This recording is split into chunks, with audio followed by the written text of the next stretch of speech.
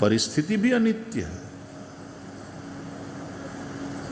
क्योंकि परिस्थिति बदलती रहती है, कोई परिस्थिति कायम नहीं है।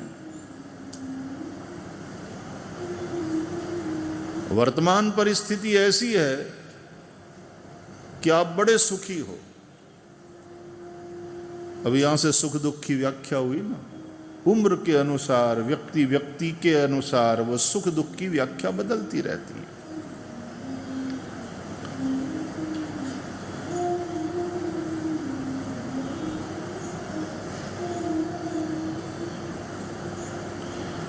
बच्चों को खिलौने में बड़ा सुख मिलता है,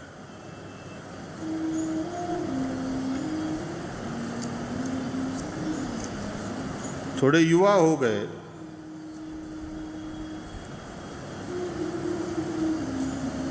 अब पैसे में सुख दिखाई देता है।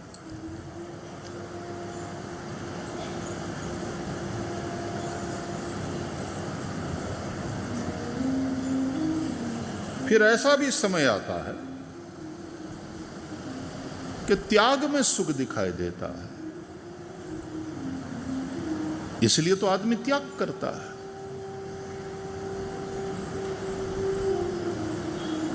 तो परिस्थिति कोई भी कायम नहीं है, बदलती रहती है।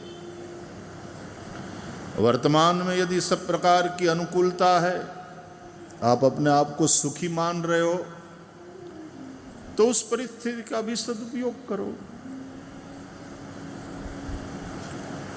समर्पण भाव से, भगवान का है ये सब, इस भाव से विवेक पूर्वक उसका उपयोग करो और बांटो। अच्छी बात बताई कि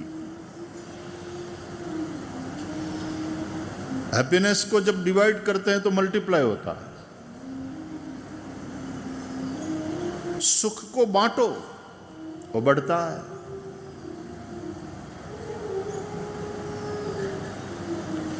यदि वर्तमान परिस्थिति में हम दुखी हैं, यानी सब प्रकार की मन को प्रतिकूलताएं दिखाई दे रही हैं, उस परिस्थिति का भी सदुपयोग हो सकता है। हरिस्मरण करो,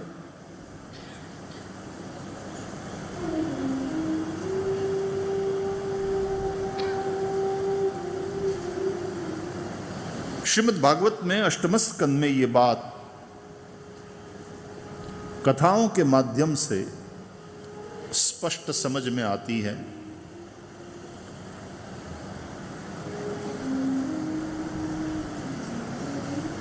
बलि राजा, उनके पास सत्ता है, संपत्ति है, सद्गुरु की भी कृपा है, सब प्रकार की अनुकूलता, बड़े सुखी। तो वो यज्ञ कर रहे हैं, समर्पण। और जब भगवान पधारे, यज्ञ पुरुष प्रभु पधारे, तो सर्व समर्पण किया, अपने समेत जो भी उनके पास था सब कुछ दे दिया। 8वें स्कंद में हम गजेंद्र की कथा सुनते हैं। तकलीफ में फंसा, ग्राह ने उसको पकड़ लिया, सामने मौत दिखाई दी, तो उसने हरिस्मरण किया। गजेंद्र ने भगवान का स्मरण किया। तो दुख में हरिस्मरण, सुख में सर्व समर्पण। और अष्टम स्कंद में ही देवों दानवों ने मिलकर के जो समुद्र मंथन किया, वो वाली कथा है। तो उस कथा में भी एक संकेत मिलता है कि विष भी निकला और अमृत भी प्रकट हुआ।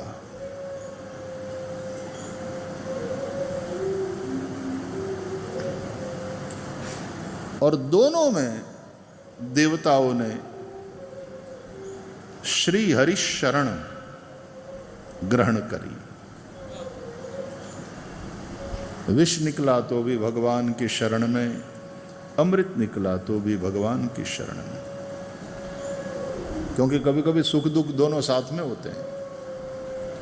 अमुक प्रकार का सुख होता है तो अमुक प्रकार का दुख होता है कि भाई फैक्ट्री अच्छी चल रही है, धंधा बहुत अच्छा चल रहा है, करोड़ों कमा रहे हैं, समाज में नाम है, शरीर भी स्वस्थ है, पत्नी भी अनुकूल है,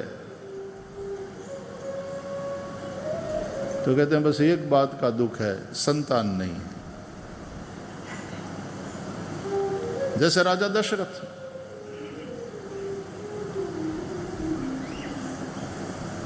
एक बार भूपति मन माही, भयउ गलानी कि मोरे सुख नाही, मोरे सुत नाही।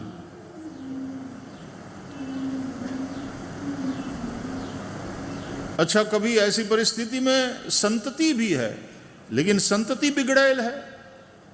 जैसे राजा अंग की, राजा अंग का बेटा वैन, वो बिगड़ैल था।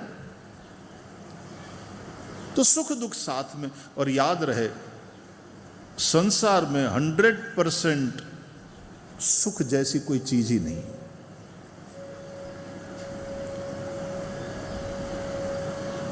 थोड़ा दुखा भाव होता है वहां कि दुख ढंक जाता है,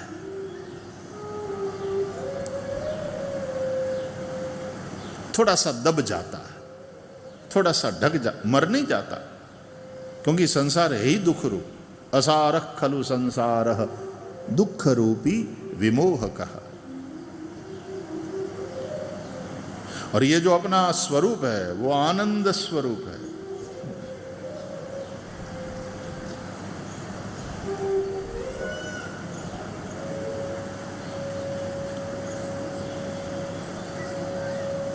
एक बात याद रखो कि संसार में चाहे जितना पढ़ लो, वो सारा ज्ञान ले लो, वो अधूरा ही होगा। चाहे कितना पढ़ो, कितनी भी डिग्री प्राप्त कर लो, वो अधूरा ही होगा। कोई डॉक्टर है तो इंजीनियर नहीं है, कोई इंजीनियर है तो डॉक्टर नहीं है, डॉक्टर है तो वकील नहीं है, लॉयर नहीं है, यदि वो डिग्री भी तो सीए नहीं है। अलग अलग प्रकार की डिग्री हम सीख करके प्राप्त कर सकते हैं, लेकिन जितना भी दुनियावी ज्ञान है सब अधूरा ही है। इसका तात्पर्य है कि तुमने जितना जाना है वो बहुत कम है, न जानी हुई दुनिया बहुत बड़ी है कि नहीं? सीखा है हमने वो बहुत कम है, जो अभी हमको पता नहीं वो बहुत बड़ा है।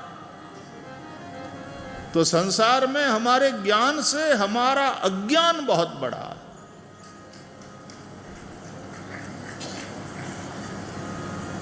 इसलिए संसार में कोई सर्वज्ञ हो ही नहीं सकता।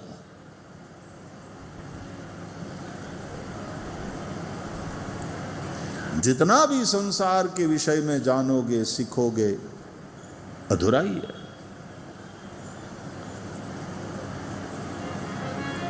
और जिसने परमात्म तत्व को जान लिया तो वो ज्ञान पूर्ण ही है, क्योंकि परमात्मा पूर्ण है। पूर्ण की अनुभूति पूर्ण ही हो। भगवान की अनुभूति किश्तों में नहीं होती कि मैंने आधा जान लिया भगवान को, ऐसा नहीं होता।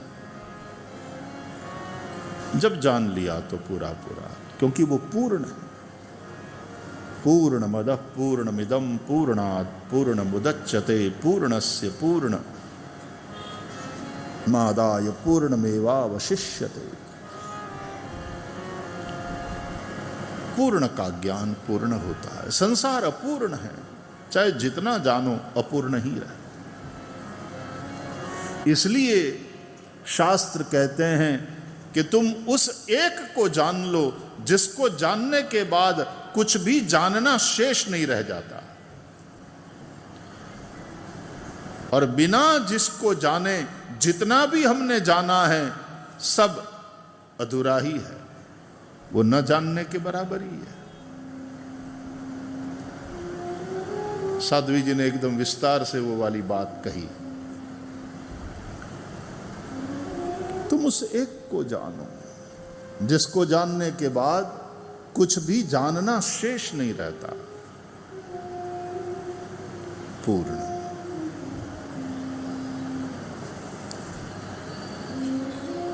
इसलिए सुखदेव जी जैसे परमहंस परम ज्ञानी पुरुष को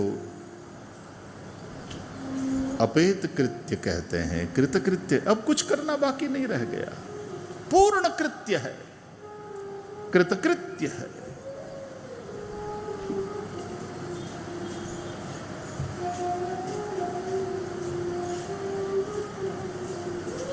राम को जाना, राम को देखा, राम की लीला का दर्शन किया। बाद में दशरथ विदेह तो थे लेकिन कृतकृत्यता का, जनक जी विदेह तो थे लेकिन कृतकृत्यता का अनुभव तब किया। मोहि कृतकृत्य की न दुहु भाई, अब जो उचित सो कहिए गुसाई। उस ब्रह्म का साक्षात्कार किया,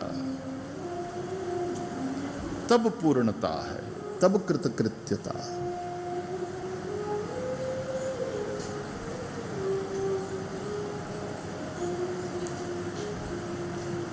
यदि प्राप्त परिस्थिति में दुखी हो तो हरि स्मरण करो, जैसा गजेंद्र ने किया।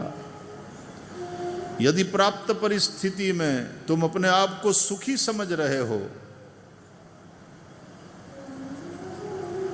तो सर्व समर्पण करो, जैसे राजा बलि ने किया। यज्ञ करो मतलब बांटो, यज्ञ का अर्थ ही होता है बांटना, डिसेंट्रलाइजेशन ऑफ वेल्थ, यज्ञ।